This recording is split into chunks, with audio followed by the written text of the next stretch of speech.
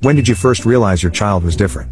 1. A few years ago, about 2008 or 2009, I was sitting in the living room. The computer router was acting up, and I was panicking, repeatedly trying to adjust it so it would work, as I still had 2 hours left on my shift. I will never forget it. I finally gave up and went into the kitchen to start dinner, feeling completely defeated. About 30 minutes later, I walked back into the living room, and my 9-year-old son Colby was putting the lid back on the router, plugging it into the wall. I was perfectly stunned into silence. My 15-year-old says, "Mom, come and see this," and proceeds to show me a video of Colby taking the router box completely apart, piece by piece, down to the switchboard, and then putting it back together, exactly how he found it. I look over, and Colby is leaning against the wall, sucking his thumb and giving me the biggest smile I've ever seen. I knew then that my baby was a genius, and I was going to do everything in my power to help him achieve greatness. He could take apart any device, fix it, and put it back together. Sadly, Colby was taken away from me on January 22, 2020, by criminals who thought his life was worth less than $30. They robbed and killed him. The world lost a beautiful mind, a loving soul that never got his opportunity to shine, but he will always shine in my heart for the rest of my life. I love and miss you so much, Colby T. Peterson.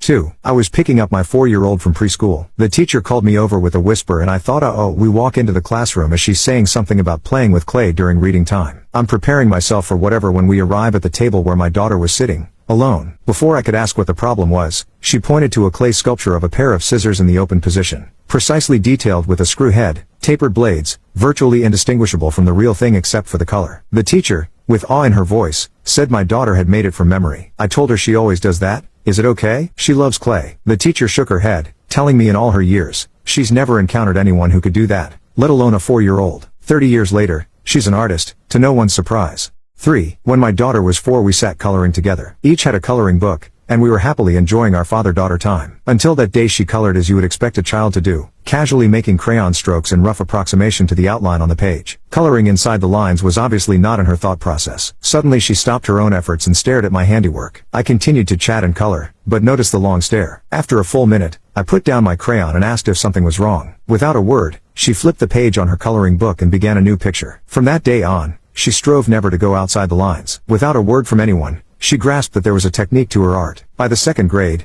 when the teacher posted the students' artwork on the wall for parent-teachers meetings, it was obvious without asking which was hers. By 4th grade she could faithfully copy other artwork, the result closely resembling the original. Her original artwork showed an understanding of line and perspective. Now 11, almost 12, her talents have long ago surpassed my own, admittedly an easy achievement, but she is well on her way to being something special. Christmases and her birthdays see a large chest filled with materials, canvases, and media which she takes great delight in turning into wonderful things. 4. My son was 11 months old. One Sunday, after visiting friends, we were hungry and stopped to pick up some pizza. Our friends had given us some toys their kids had outgrown, including lots of farm animals and buildings. I sat my son down on the kitchen floor with the new toys, hoping to get 5 minutes to wolf down a slice of pizza before he got bored. I kept glancing over it and playing with the new toys, rearranging them. I knew that an 11-month-old should not be expected to have an attention span of more than a few minutes, but this went on for nearly half an hour. I realized at that moment that he had superior intellect, and he has continued to prove my assessment quite correct. 5. I first suspected the day after he was born. He was alert and looking around. Yes, I know they can't focus their eyes, but this kid was staring right at me. I felt he was staring through me. I told my wife it was like a sentient being was staring at me from behind those eyes. At 2 weeks he would hold his head up to get a better view. I was song leader at church and during service sat on the platform next to the pastor when something else was going on. My wife sat on the front row holding the baby. At 6 months he noticed me on the platform and mouthed hi, Pop to me as clearly as day. The pastor noticed and whispered he said hi, Pop. I nodded in agreement. I started to write that he began walking at 9 months. In fact, he hit the floor running and has never slowed down. His older brother and sister are smart and smarter. They both swear that he is smarter than either of them. Unfortunately he was diagnosed late with ADHD. He found it very hard to focus on boring things and developed bad study habits. He attempted college twice but never took to book learning. He drives a truck for a living. He also plays ukulele, recorder, and bass guitar. He juggles, makes glass marbles, roasts and grinds his own coffee brand, yo-yos competitively, and is a former state spin top champion. He sews costumes for himself and his kids. He can also wire a house, rebuild a car engine, and create graphic art. Oh,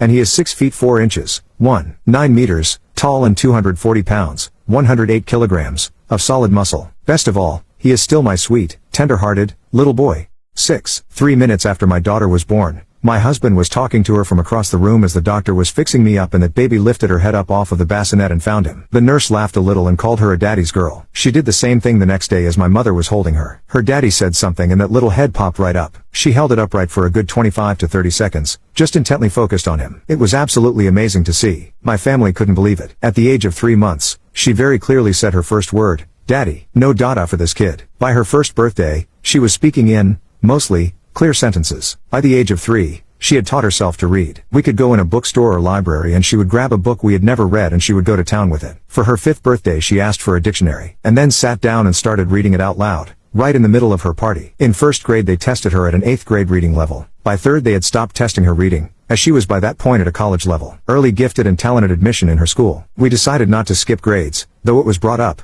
as she had a very close group of friends and we felt like social skills were equally important. Now, at 14, she has still never made below an A on anything. Always at the top of her class. Reads 1,000-page books in just 2 or 3 hours. Very well liked by both classmates and teachers. Her older brothers absolutely adore her. And she's still very much a daddy's girl, though she will tell anyone that her mama is her favorite person. She's something else. But then again, all kids are. No 2 children are the same. No 2 brains work the same way. All children are different. I have 3 kids, and each one has different likes and dislikes, wants and needs, strengths and weaknesses. They are all different, but they are all equally loved. 7. I was called in to meet with the preschool. First child, first ever meeting with the principal, and I was so nervous. What happened? I asked. Well, we need to talk to you about your son in blocks. OMG, did he hit someone? I am so sorry. Did he hurt them? No, nothing like that. He built a cat. I'll let that sink in a minute. Oh, you didn't like that? He built a pretty good house as well, but sometimes he forgets to put in the door. Do you want him to do that instead? Or the giraffe? That's really just a cat with a long neck though. They said, let's have another child come in and build with blocks for you. That child tried to stack 3 blocks and they were barely stable. Oh no, that's terrible, I said when the child left. Do you want my son to teach him how to do it? Is that poor child a little slow? Finally they gave up being polite and just spit it out. The other child is normal. Your child is the different one.